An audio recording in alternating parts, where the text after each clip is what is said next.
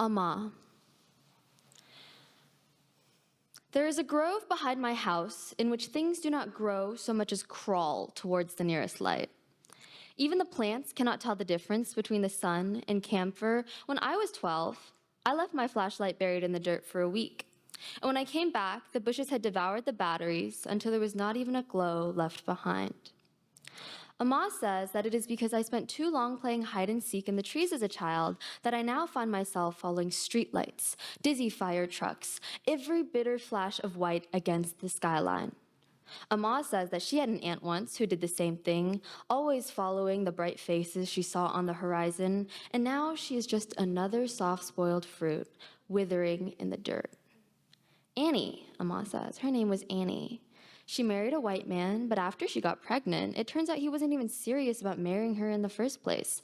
So he left her, and all she could do was slit her own throat from jaw to jaw and a little red smile.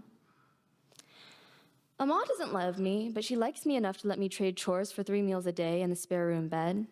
When I was younger, I used to ask why she kept me if she wasn't willing to raise me for free. And Amma spat into her palm and showed me the phlegm, sticky white against her red skin.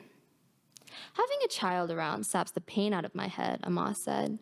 A cat would be better, but in America, you can't let them keep house on their own when you're out.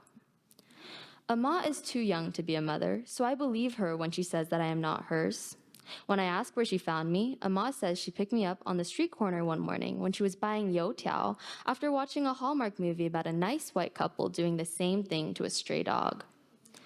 Amma says that even though we aren't from the same blood, she looks out for me because she likes the karma it gives her.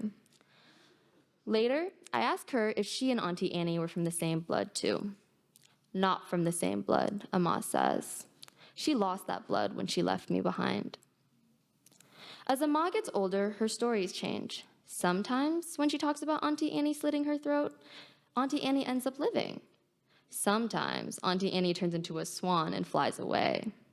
Sometimes, Amma calls Auntie Annie sister before she starts all over again.